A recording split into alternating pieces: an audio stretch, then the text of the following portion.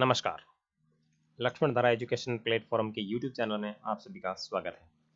प्यारे साथियों, last class के अंदर अपन आपके 6 क्लास के एमसीक्यू के अंदर 5वें अध्याय से संबंधित महत्वपूर्ण एमसीक्यू क्वेश्चनों की बात कर रहे थे। आज अपन आपके 6ठे अध्याय के महत्वपूर्ण एमसीक्यू क्वेश्चनों की बातचीत करेंगे, जिसका नाम है पृथ्वी के प्रमुख स्थल रूप। प्यारे साथियों, कमेंट सेक्शन तथा अबाउट सेक्शन जो है उसको आप चेक जरूर कर लें, क्योंकि वहाँ पे मैंने सारी इंपॉर्टेंट प्लेलिस्टों के लिंक दिए हैं, जहाँ से आप अपनी जानकारी को और बेहतर तरीके से प्राप्त करके उसके अंदर संवर्धन कर सकते हैं। चलिए शुरुआत करते हैं आपके इस अध्याय की, जिसका नाम है पृथ्वी के प्रमुख स्थल रूप। ठीक है, इसके अंदर पहला सवाल, पृथ्वी के विभिन्न स्थल रूपों जैसे उदाहरण के तौर पर पर्वत, घाटी, पठार एवं मैदान का निर्माण किन प्रक्रियाओं के परिणाम स्वरूप होता है? तो देखो, आंतरिक प्रक्रिया के कारण, बाह्य प्रक्रिया के कारण, आंतरिक एवं बाह्य दोनों प्रक्रिया के कारण, इनमें से किसी प्रक्रिया के द्वारा नहीं। तो देखो, पृथ्वी के ऊपर जितने भी स्थल रूप है ये दो प्रकार से बनते हैं। एक तो बनते हैं आंतरिक प्रक्रिया के कारण, दूसरा बनते हैं बाह्य प्रक्रिया के कारण। और यहाँ पे आपकी जो सी ऑप्शन दे रखा है वो दे रखा है आंतरिक एवं बाह्य दोनों प्रक्रिया, तो इसमें आपका सी ऑप्शन राइट होगा। और व्याख्या में देख लेते हैं। विभिन्न प्रकार के स्थल रूपों का निर्माण दो प्रक्रियाओं से होता है।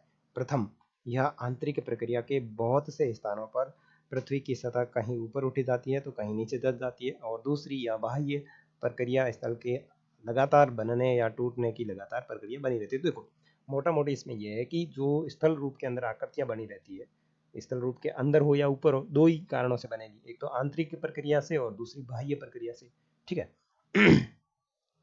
नेक्स्ट आपका दूसरा प्रश्न, नीचे दिए गए कथनों में से कौन से कथन सत्य है? देखो, कौन से कथन सत्य है? तो देखो, पृथ्वी की सतह के टूट कर घिस जाने को अपरदन कहते हैं। बिल्कुल, कोई भी चीज टूट करके घिस जा करके उसके मूल स्वरूप में कोई ह्रास होता है तो उसको अपरदन कहते हैं। ठीक है।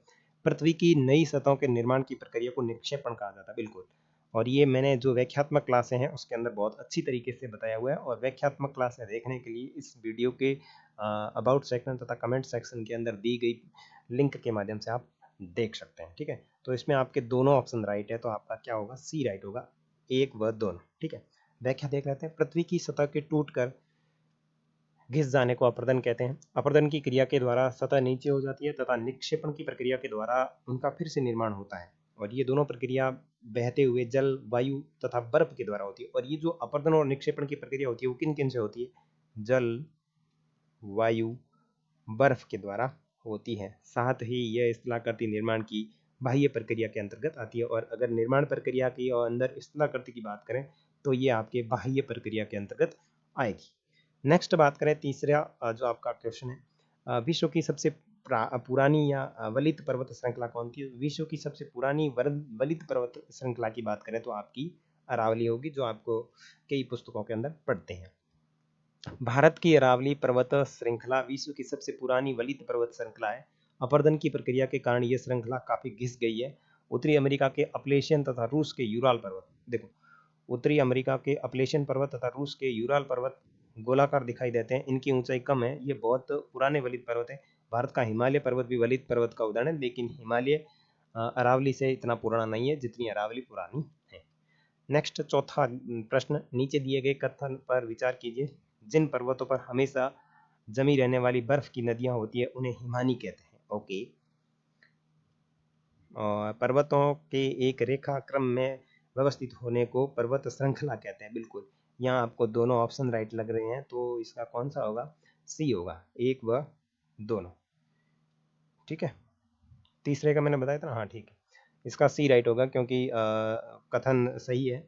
कुछ पर्वतों पर हमेशा बर्फ जमी रहती है और जो बर्फ की नदियां होती है उसे हिमानी कहा जाता है। और कुछ ऐसे पर्वत है जो समुद्र के भीतर होते हैं जिन्हें हम देख नहीं सकते। ठीक है, पर्वत एक रेखा क्रम में अगर व्यवस्थित होते हैं तो उसे कहा जाता है पर्वत श्रृंखला। जैसे आपकी अरावली पर्वत श्रृंखला, हिमालय पर्वत श्रृंखला, एंडीज पर्वत श्रृंखला, ठीक है, यूराल पर्वत श्रृंखला। तो जो जो पर्वत होते हैं वो क्रम अनुसार क्रमबद्ध रूप में होते हैं, उसको बोलते हैं। जैसे अगर आपके देखें तो हिमालय हो गया, ऑल्पस हो गया, एंडीज हो गया, ये सारी चीजें। ठीक है, पांचवा क्वेश्चन, जिन पर्वतों की सतह उबड़ खाबड़ तथा शिखर शंक्वाकार होता है ऐसे पर्वत को क्या कहते हैं? देखो, जिनका जो आपका जो सतह है वो उबड़ खाबड़ होती है और उसका शिखर शंक्वाकार होगा, ऐसे पर्वत को कहते हैं आपका वलित पर्वत। ठीक है, व्याख्या के अंदर दिया हुआ है, जिन पर्वतों की सतह उबड़ खाबड़ तथा शिखर शंक्वाकार होता है उन्हें वलित पर्वत कहते हैं। हिमालय तथा ओल्पस पर्वत जो है वो इसी श्रेणी के अंतर्गत आते हैं। नेक्स्ट आपका छठा क्वेश्चन है कि कौन सा पर्वत किससे बना हुआ है, ये उदाहरण है, तो इसको आपको मिलान करना है। ठीक है ना, तो कौन सा सुमेलित है, ठीक है, सुमेलित है पूछ रहा है, तो आपका सुमेलित है के अंदर देखना है दो यूरल पर्वत सही नहीं है,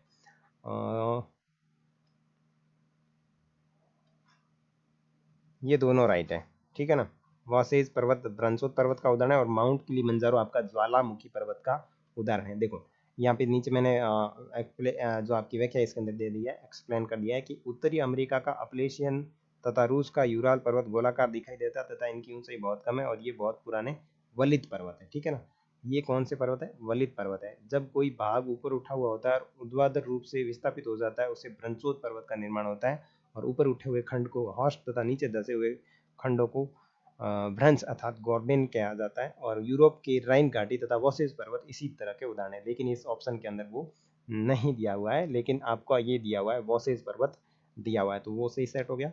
और अफ्रीका का माउंट किलिमंजारो तथा जापान का फ्यूजिमा जो पर्वत है वो आपका ज्वालामुखी है, लेकिन ये किसके अंदर दे दिया, ये आपके वलित पर्वत के अंदर दे दिया और ये इधर दे दिया, तो ये उल्टे बन गए। ठीक है ना, ये जो आपका वलित वाला है वो इसमें चला जाएगा और ये है वो इसमें आ जाएगा, तो इसका जो ऑप्शन राइट होगा वो आपका 2 और 3 राइट होगा, तो आपका बी ऑप्शन राइट होगा। ठीक है, आपका जो छठा क्वेश्चन है इसके अंदर बी ऑप्शन राइट होगा। आगे 7वां प्रश्न, मोनाकी पर्वत किस महासागर में अवस्थित है। देखो मोनाकी पर्वत जो है वो आपके प्रशांत महासागर के अंदर स्थित है। प्रशांत महासागर में स्थित मोनाकी पर्वत हवाई द्वीप सागर की सतह के नीचे स्थित है। इसकी ऊंचाई 10,205 मीटर एवरेस्ट शिखर से भी अधिक है, लेकिन वो कहाँ स्थित है, सागर की सतह के नीचे स्थित है। ठीक है ना, ऊपर नहीं है।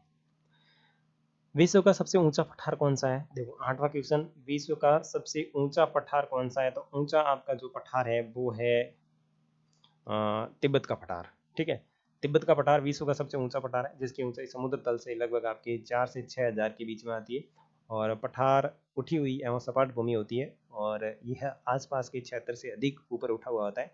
पठारों की ऊंचाई प्राय कुछ 100 मीटर से लेकर 1000 मीटर तक हो सकती है। पर्वत की तरह पठार भी नए या पुराने हो सकते हैं। भारत में दक्कन का पठार जो है वो पुराने पठारों में से एक माना जाता है। उसके बाद में 9वां क्वेश्चन, हुंडरू जलप्रपात निम्नलिखित में से किस नदी पर अवस्थित है। आपका जो हुंडरू जलप्रपात है वो कौन सी नदी के ऊपर स्थित है, तो ये आपका स्वर्ण रेखा नदी के ऊपर स्थित है। और व्याख्या के अंदर अच्छे से थोड़ा देख लेते हैं। देखो पठारी क्षेत्र में जलप्रपात होते हैं क्योंकि यहाँ नदियाँ ऊंचाई से गिरती है। कोई भी नदी पहले चपाट भूमि पर चलती है और फिर तीव्र गति के साथ ऊंचाई से गिरती है तो उसको बोला जाता है जलप्रपात।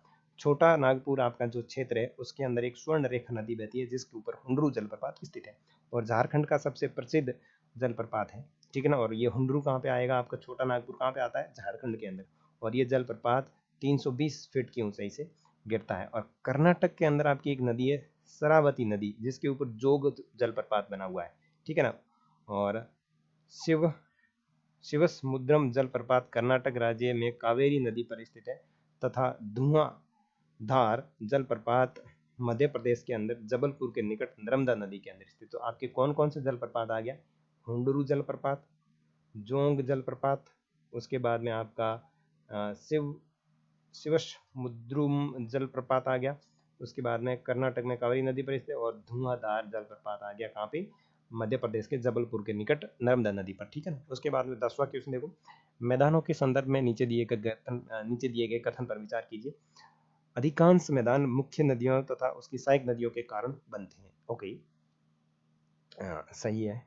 और मैदान विश्व में सबसे अधिक जनसंख्या वाले भाग होते हैं, बिल्कुल सही है, क्योंकि मैदान उपजाऊ होते हैं इस कारण यहाँ पे सघन जनसंख्या निवास होता है। उपयोग कथनों में से सही देखना है तो सही पहला और दूसरा दोनों है, तो आपका सी राइट होगा। व्याख्या देख लेते हैं। मैदान समतल भूमि के बहुत बड़े भाग होते हैं। सामान्यतः अधिकांश मैदान मुख्य नदी द्वारा उनकी सहायक नदियों के द्वारा बने होते हैं। नदियाँ पर्वत के ढाल पर नीचे की ओर बहती है तथा इन्हें अपरदित कर देती है और वे अपरदित पदार्थों को अपने साथ आगे ले जाकर अपने साथ ढोए जाने वाले पदार्थ जैसे बालू तथा सिल्ट को वे घाटियों में निक्षेपित कर देती है और इन्हीं निक्षेपित से मैदानों का निर्माण होता है। ध्यान रखना, इन्हीं निक्षेपों से इन मैदानों का निर्माण होता है। सामान्यतः मैदान अधिक उपजाऊ होते हैं, इसी कारण यहाँ पे जनसंख्या होती है, ठीक है ना, अधिक उपजाऊ होते हैं और यहाँ आवास एवं परिवहन के साधनों का निर्माण करना आसान होता है, इसलिए मैदान विश्व के सबसे अधिक जनसंख्या वाले भाग होते हैं। तो यहाँ आप बिल्कुल अच्छे तरीके से, अगर आपको पूछा जाता है लिखित में भी, तो भी आप अच्छे तरीके से इसको लिख सकते हैं। उसके बाद में यांगत्से नदी कहाँ बहती है, तो यांगत्से नाम से ही आपको चीन याद रखना है, चीन के अंदर बहती है।